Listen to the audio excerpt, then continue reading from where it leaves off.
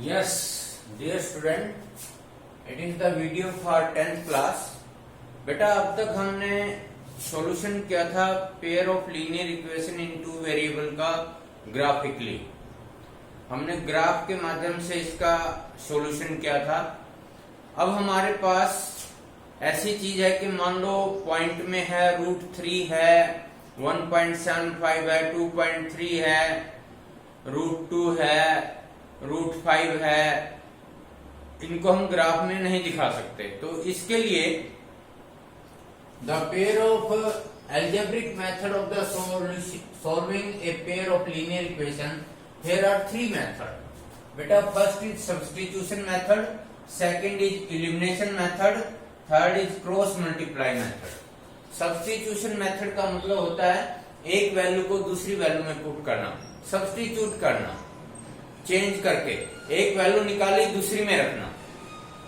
पहली इक्वेशन से निकालो दूसरी में रख दो, दूसरी से निकालो तीसरी में रख दो, नहीं सॉरी, पहली से निकाला दूसरी में रख दो, दूसरी से निकाला पहली में रख दो।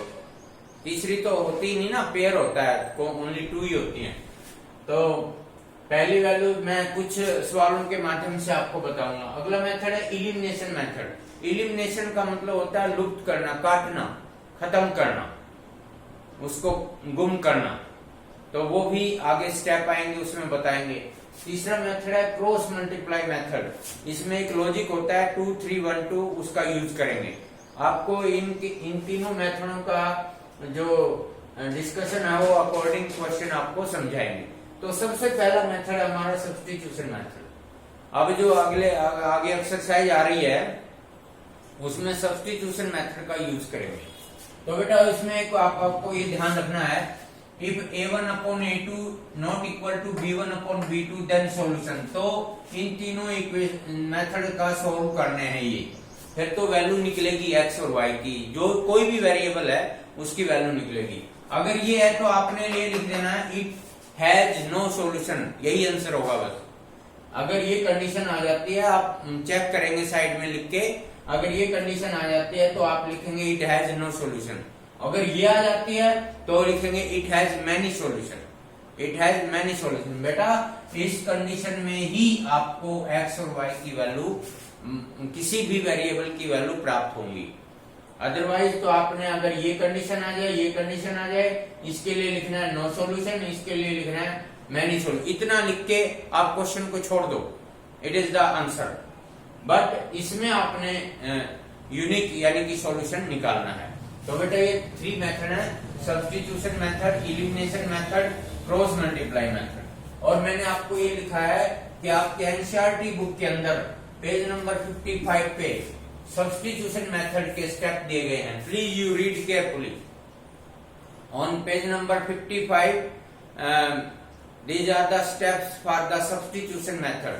You read carefully and with the help of the question I will also tell you about the step, don't worry. And here are example number 9, example number 10. You check 2 upon 4 1 by 2, 3 upon 6 1 by 2, 9 upon 18 1 by 2। यानी कि ये condition आ रही है। अगर exam में कोई ऐसा सम आ जाता है और ये कंडीशन आती है तो आप लिख देंगे इट हैज मैनी सॉल्यूशन। अब ये एग्जाम्पल 10 आता है 1 upon 2, 1 upon 2, 1 upon 3। ये कंडीशन आ गई a1 upon a2 equal to b1 upon b2 not equal to. इसके नीचे आप लिख देंगे इट हैज नो सॉल्यूशन, यही आंसर आ जाएगा बस। यहीं तक ही छोड़ना आपने क्वेश्चन को। तो बेटा मैं आगे की वीडियोस में आपको कुछ सब्स्टिट्यूशन के मेथड के सम कराऊंगा। आपको फॉर द प्रैक्टिस आपको सम दे जाएंगे। Please you concentrate about it and read the step very carefully. Now we are solving the pair of linear equation with the help of three method. First substitution, second elimination, third cross multiply. Firstly we will discuss about the substitution method, and you please take care about these 3 points, first, second, third. Second, third you write only it has no solution, it has many solution, it is the answer of the question. But in the first step you will solve the value for any variable x, y, p, q, a, b, as you, any variable. Okay, thanks.